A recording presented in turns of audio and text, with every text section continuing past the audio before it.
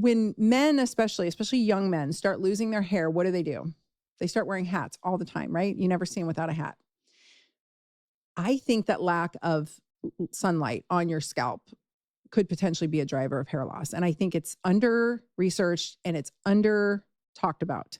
And I think that wearing a hat all the time and shrouding your head, and I know this is what happens. I see it in older women who are losing their hair. I see it in young men who are losing their hair. Everybody puts a hat on all the time, but having a hat on now we don't want to have our scalp burn, especially if you have white hair. Like my scalp is way more sensitive to sunlight now than it used to be because I don't have dark hair anymore. And particularly your part line. And I do put a little sunscreen in there if I'm going to be out for hours. And I will put a hat on if I'm getting a lot of sun exposure on my head. But just the natural daily act of getting sunlight that we get, I always counsel you to go outside, get some sunlight in the morning, go outside, get some sunlight in the afternoon or, midday, gets, 20 minutes of high exposure to your skin, 15, 20 minutes. We're not burning. We're just getting our sunlight for the day, our dose. And then in the evening, as the sun's setting, I recommend another visualization of the outside, being outside in that light. So you're getting 3 very different types of light and rays. And I'm going to have somebody on to talk all about this.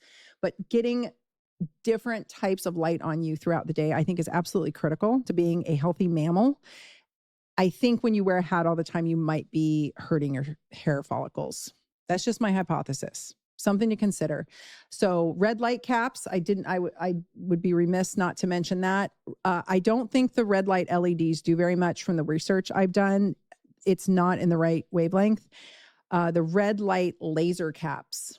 I have a red light laser cap. It was very expensive. It was by prescription only. I don't know if they sell to the public anymore, but if they do, I'll do a whole podcast about it and I will share and I'll share an affiliate link with you guys because I think a laser cap, it does have data and I think it helps me. So I wear a laser cap every couple of days.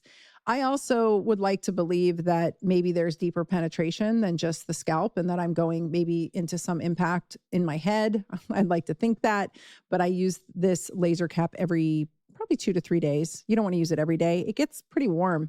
So a laser cap, the manual stimulation can be helpful. Getting adequate light on your scalp, not burning it, not overexposing it, but actually getting adequate light on your scalp, I think can be helpful. All of these things potentially could be helpful. The biotin supplements, I'm not such a fan of. I don't see good data linking biotin supplementation to hair growth. Again, could it hurt? Yeah, actually it could. You could OD on biotin. I'm not OD and die, but like you could take too much biotin and it's not good. We don't want to take any B vitamin in excess. B vitamins are like a concert orchestra. They need to all work together. There's other supplements that I've seen sold, like there's the Nutrafol and they kind of won't tell you what's in it. Some people say yes, some people say no, some people swear by it, other people say it didn't make any difference. So that's up to you. The other thing that I have seen cause a lot of hair loss is in bodybuilding competitions. I've had a lot of patients in that realm, that women going to do like bikini competition or bodybuilding competition. And through that process, after it's all done, because of the extreme weight loss and the extreme cutting that they have to do to get down to that lean mass and just paper thins, the fat layer in the skin are just, very, very thin. I've seen hair loss come subsequently from that. And again, it's the stressor of it. So it's like, few months later, 6 months later, all of a sudden they lose half their hair. I've seen that time and time again. Interesting fact about that crowd is it's so bizarre. They come to me completely wrecked, hormonally wrecked. They're amenorrhea. It's bad. Their hair's falling out, wrecked. And we rebuild them. And almost every single time I get them back on track, they're like, I'm going to do another competition. So it's kind of like moms. I have so many moms that I treated and postpartum, absolute dumpster fire. Like they fell apart completely postpartum physically. We rebuild them. We get their pain down. We get their hormones balanced. We do everything. And then the second they feel better, they're like, I want to have another baby. And I'm like, oh gosh, this was so hard to get you back online.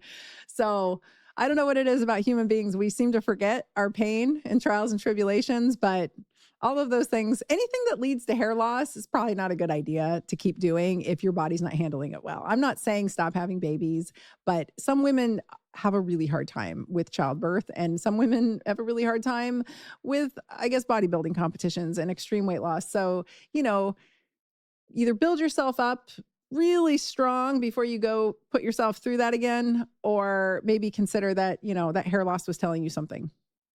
It's a warning sign. I'll leave it at that. So I think that's it. I think I've literally talked about everything I could possibly think about with hair loss. I hope this has been helpful. I'm not giving you any medical advice. I'm just telling you what I have learned along the way, things that I have sorted out with specific patients myself. Like I said, this is personal. I've gone through it. I'm currently in the, oh my gosh, I'm middle age, am I balding moment. So I may have to start parting my hair on the other side, and I'm going to keep using my laser cap. I really feel strongly that getting enough sunlight is going to be just a complete game changer for my health completely when I get to Arizona. I'm banking on it. I'm literally moving there so that I can have more sun. Like that's the biggest driver for me. I think getting away from all this dampness and cold, like in Chinese medicine, damp energy is not great for you. And it's just too much dampness for me here. I don't have enough heat and vitality that way. So lots of things to consider. But again, just know it's a warning sign. The root cause is often multifactorial, and there are definitely solutions. You just have to find somebody who's going to be a good investigative worker for you and help you sort this out. And you're probably going to have to make some lifestyle changes. So I'll leave you with that. If you like this podcast, please head over to your favorite podcast player. I prefer Apple Podcasts because that seems to be what helps get the word out. But if you could rate, review, and subscribe, it would help me immensely. And it would help get the word out. And so more people could get some good common sense knowledge. I'm really trying to give you guys a different level of value than other podcasts offer. A lot of podcasts just interview experts. I do that, and I have expertise myself. And so I'm trying to download my brain on just about every topic I could think of that I know something about. I'm not going to talk about things I don't know anything about.